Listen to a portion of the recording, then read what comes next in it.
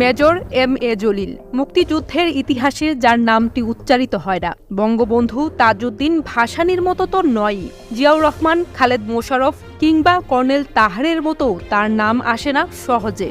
অথচ এই লড়াকু বীর কেবল মুক্তিযুদ্ধ করেছেন শুধু তাই নয়, ভারতীয় আগ্রাসনের বিরুদ্ধে প্রথম রুখে দাঁড়িয়েছিলেন। বাংলাদেশে প্রথম রাজবন্দী এই মহানকে ১৯৭১ সালের ৩১ ডিসেম্বর বন্দী করা হয়েছিল। প্রশ্ন জাগে, মুক্তিযুদ্ধের ৯ নম্বর সেক্টর কমান্ডারকে কেন স্বাধীন বাংলাদেশে আটক করা হয়েছিল? পাকিস্তান আর্মির আত্মসমর্পণের পর মুক্ত বাংলায় ভারতীয় বাহিনী লুটপাটে অংশ নিল, বাংলার সম্পদ পাচার শুরু করল। এ সময় ভারতীয় বাহিনী পাকিস্তানি বাহিনীর ফেলে যাওয়া অস্ত্রশস্ত্র, গোলাবারুদ, কলকারখানার মেশিনারিজ ও বাংলাদেশের মালামাল সহ প্রায় ৬০,০০০ কোটি টাকার সম্পদ লুটে নিয়েছিল বলে ধারণা করা হয়ে থাকে। যশোর সেনানিবাসের প্রত্যেকটি অফিস এবং কোয়ার্টার তন্ন তন্ন করে লুট করেছিল। বাথরুমের মিরর এবং অন্যান্য ফিটিংসগুলো লুটতরাজ করছিল ভারতীয় বাহিনী। হিন্দুস্তানি লুটেরাদের বিরুদ্ধে সোচ্চার ছিলেন মেজর জলিল। এই লুণ্ঠনে ভারতীয় সেনাবাহিনীকে বাধা দেয় তখনকার সরকার মেজর জলিলের উপর ক্ষিপ্ত হয়। মেজর জলিল ভারতীয় বাহিনীর লুণ্ঠনের প্রতিবাদ জানিয়ে প্রধানমন্ত্রী তাজউদ্দিন আহমেদ, মুক্তিযুদ্ধের সর্বাধিনায়ক জেনারেল এম.এ.জি. উসমানী এবং ভারতীয় পূর্বাঞ্চলের সর্বাধিনায়ক জেনারেল জগজিৎ সিং আরোরার নিকট পত্র লিখেন, যা ১৭ ডিসেম্বর তাদেরকে পৌঁছানো হয়।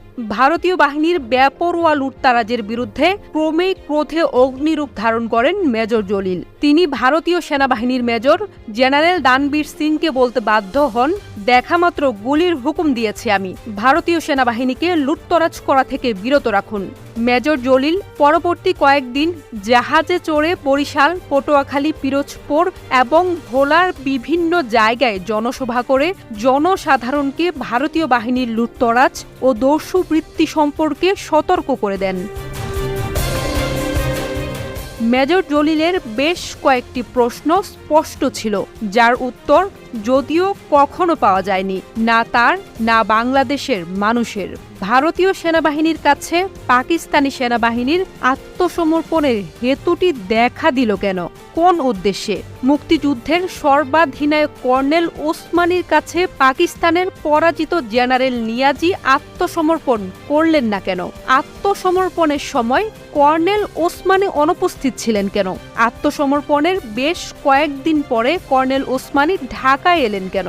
এ সময়কাল তিনি কোথায় ক্ষেপণ করেছেন? তিনি কি তাহলে সত্যি কলকাতায় বন্দী ছিলেন?